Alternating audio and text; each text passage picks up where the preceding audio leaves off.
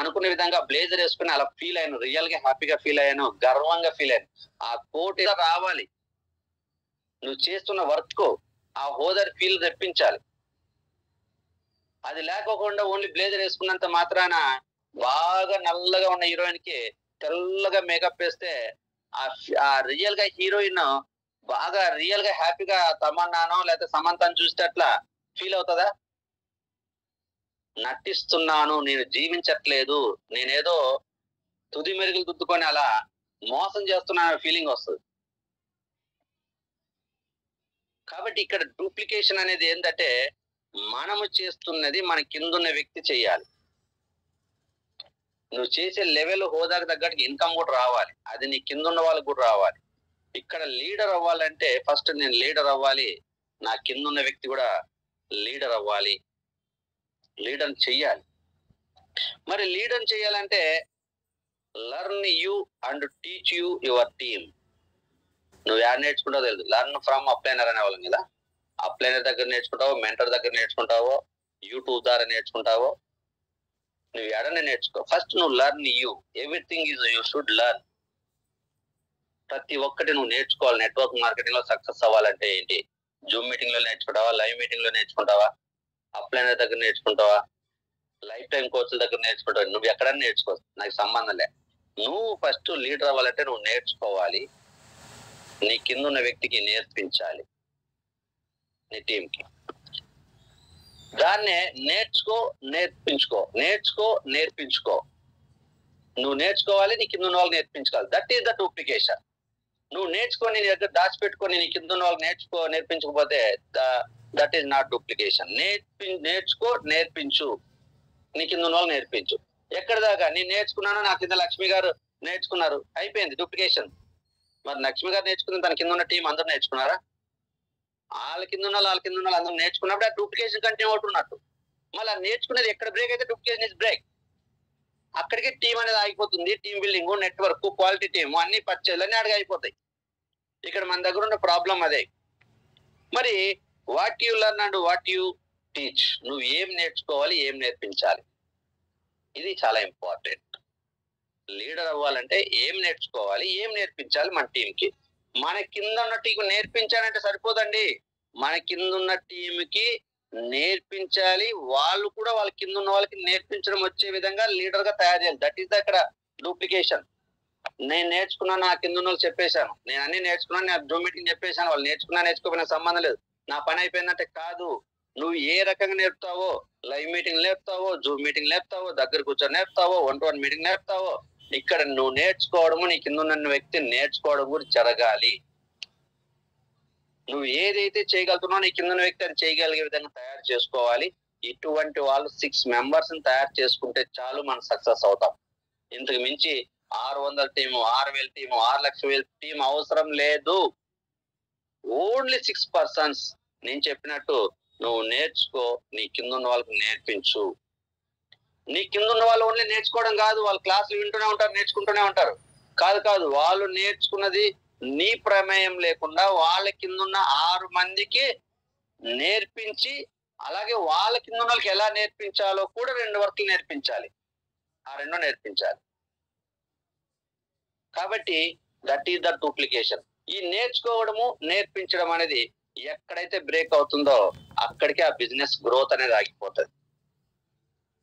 Every person 6 members. Yes, నా కింద ఒక పర్సన్ నేర్చుకోలేకపోతున్నాడు, ఆ పర్సన్ కి నువ్వు నేర్చుకునే వ్యక్తి నేర్చుకో. ఈ పర్సన్ ఎక్స్ట్రా ప్లేయర్ గా పెట్టుకో, నువ్వు ఎడిషనల్ సపోర్ట్ ఇచ్చుకో. అంతేగాని నువ్వే ఒక 6 మందికి ఇంకొక 6 మందిని, 6 మందికి ఇంకొక 6 మంది, అట్లా నువ్వు కింద కంటిన్యూ జాయిన్ చేసుకుంటూ పోతానంటే ఈ రోజు నీ దగ్గర 20 మంది 30 మంది టీం ఉన్నప్పుడు మాత్రమే నువ్వు చేయగలుగుతావు. 200 మంది అయినప్పుడు చేయలేవు, 2000 మంది అయినప్పుడు ఎవరితో మాట్లాడలేవు. అది ఎలా అయితే కట్టుకుంటూ పోయావో అలా అయితే కూలిపోతుంటా వస్తుంది. నువ్వు ఎలా అయితే నిర్మించావో అలానే కూలిపోతుంది, అంతా మొత్తం కరిగిపోతుంది. నువ్వు చేసిందంతా వేస్ట్ అవుతుంది. కాబట్టి ప్రతి ఒక్కరు మీ మైండ్ లో ఈ రోజు మీరు డిసైడ్ అవ్వాల్సింది, రామాయణాల్ గారు ఈ రోజు ఏదైతే నేర్పిస్తున్నాడో, ఆయన ఏదైతే చెప్పగలుగుతున్నారో, మేమున్న 100 మంది కూడా మరో రామాంజనేయులు అవ్వాలి, ఆయనకి సమానంగా పోటీగా అవ్వాలి, ఆయనలా మేము క్లాసులు చెప్పాలి, ఆయనలా సొంతంగా నేర్చుకొని చెప్పాలి. ఆయనలా ఇండివిజువల్ గా ఉండే ప్రయత్నం చేయాలి. ఏమి కష్టమేమైనా ఉందా? ప్రొడక్ట్లు ఎవరి వాళ్ళు కొనుక్కోవడం కష్టమా? 100 పీవీకి అనుకోవాలంటే కష్టమా? కొనొద్దు. నువ్వు 100 పీవీ కష్టం అనుకుంటే 40 పీవీని కొనుక్కో కంపెనీ రూల్ ప్రకారం. నేనేం ప్రెజర్ పెట్టలేదు కదా ఎవరిని. నేనేం డబ్బులు ఖర్చు పెట్టి నాకు అందరూ డ్యూటీలు పనులు వదిలేసి రమ్మని చెప్పట్లేదు కదా. నేను జూమ్ మీటింగ్ ద్వారా మీరందరూ డూప్లికేషన్ చేయడానికి క్వాలిటీ ఉన్న వేలకి నేను వచ్చాను. నేను అందులో మరి చెప్పొచ్చు, మీరందరూ వచ్చేసేయండి లైవ్ మీటింగ్ కి. చందు గారు పెట్టారు, వన్ డే వర్క్షాప్ పెట్టారు, బూట్ క్యాంప్ పెట్టారు, విజయరాజ్ గారు పెట్టారు, సుబ్బయ్య శెట్టి గారు వస్తున్నారు. నేను అందరి మీద రమ్మని చెప్పొచ్చు. నేను ఒక అవసరమైతే ఒక 1000 రూపాయలు ఖర్చు పెట్టుకుంటాను. నా కింద వ్యక్తి 1000 రూపాయలు ఖర్చు పెట్టుకుంటారా? ఆ కింద వ్యక్తి 1000 రూపాయలు ఖర్చు పెట్టుకుంటారా? ఈ రోజు నా అప్లైనర్ నాకు డబ్బులు పెడుతున్నట్టే నేను నా డౌన్లైన్ పెట్టాలి. That is the duplication. నా అప్లైనర్ డబ్బులు పెట్టినప్పుడు నేను డబ్బులు పెట్టిపోతే duplication is break. Everything is duplication. Upliner ఏ చేస్తుంటే అది నువ్వు చేయాలి, నీ కింద వ్యక్తి అది చేయాలి. ఆ వే అందరూ చేయగలిగితే మీరు అదే వేనే ఫాలో అవ్వండి. That is the duplication. నేను జూమ్ మీటింగ్ జాయిన్ అవ్వమని చెప్పను, ఏం చెప్పను. మీకు ఏది నువ్వు చేస్తున్న పని నీ కింద వ్యక్తి చేయగలుగుతాడు అనుకుంటే నువ్వు అది ఫాలో అంతే.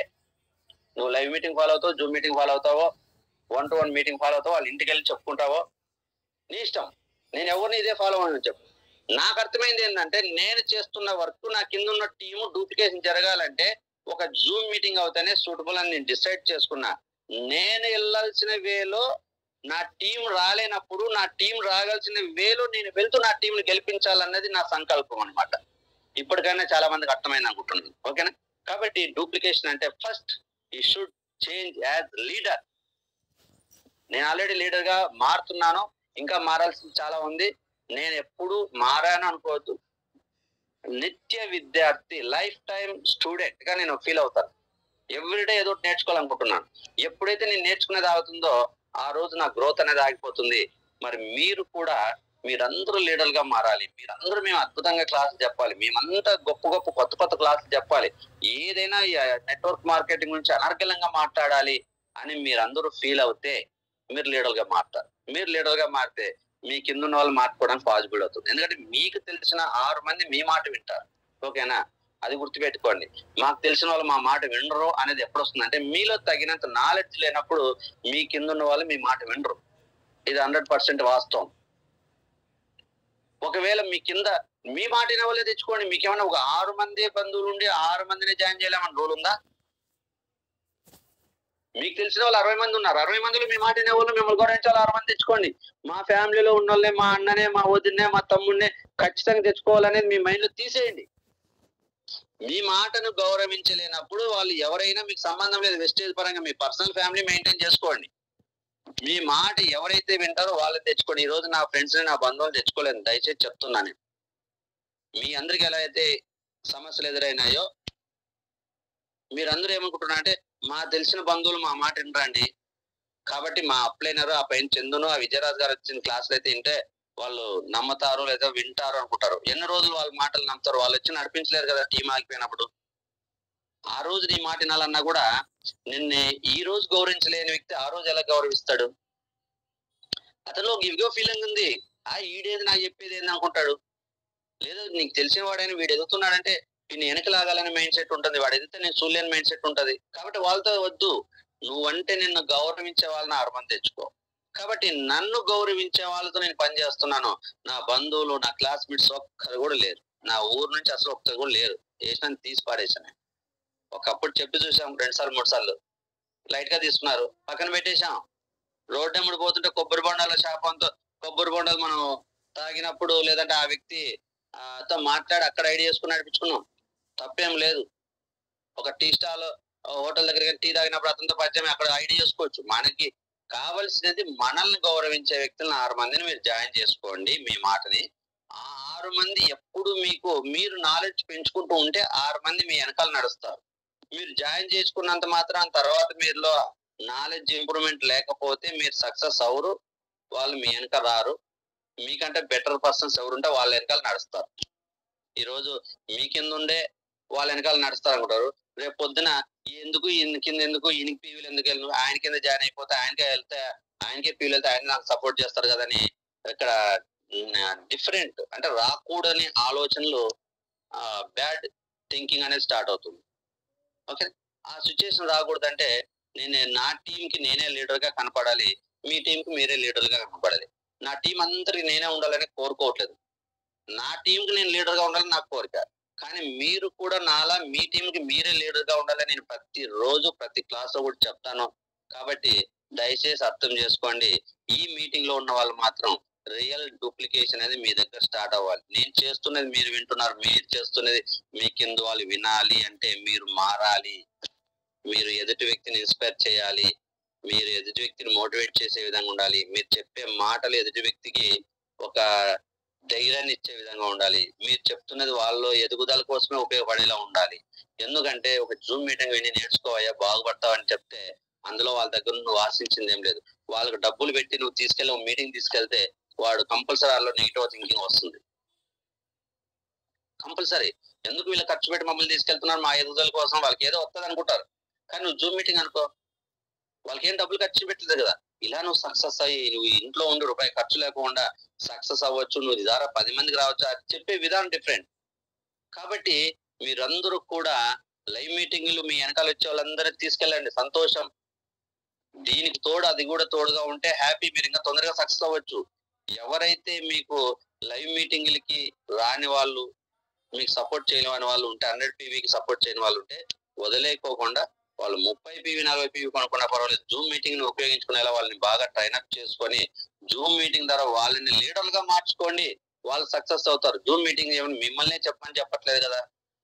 మీ కింద ఉన్న టీం మీరే అన్ని క్లాసులు చెప్పి ట్రైనర్ చేయమని చెప్పట్లేదు కదా. నేను క్లాసులు నా దగ్గర కొన్ని నేను ఇస్తున్నాను. అది అందరూ వినొచ్చు. లైవ్ మీటింగ్ అయితే నేను ప్రతిసారి గుంటూరుకు వచ్చితే నేను మీటింగ్ ఇవ్వలేను కదా. మీరే చెప్పుకోవాలి. ప్రతిసారి విజయవాడకు వచ్చి వెళ్ళాను. ప్రతిసారి రాజమండ్రికి వచ్చి వెళ్ళాను కదా. నెలలో ఒకసారి వస్తాను. కానీ రోజు 2-3 రోజులకి నేను విజయవాడ, రాజమండ్రి, గుంటూరు వచ్చి నేను క్లాస్ చెప్పాను కదా. అప్పుడు మీరే చెప్పుకోవాలి కదా. అది మీకు భారం కదా. కానీ జూమ్ మీటింగ్ అయితే ప్రతిరోజు నేను చెప్పగలను. మీకు తెలియని విషయాలన్నీ మీకు నేర్పించగలను. మీరు నేర్చుకునేటప్పుడు వాళ్ళు కూడా నేర్చుకోవడానికి ఉన్న ఆపర్చునిటీ జూమ్. అందులో వితౌట్ ఇన్వెస్ట్మెంట్. దీన్ని అర్థం చేసుకోండి. కాబట్టి నేను జూమ్ ను 100 సార్లు చెప్తాను.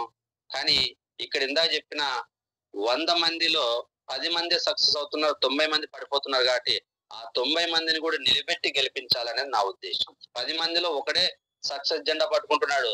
మిగతా 9 మంది పడిపోతున్నారు. ఆ 9 మందిని గెలిపించాలనే తాపత్రంతో నేను జూమ్ గురించి మాట్లాడుతున్నాను.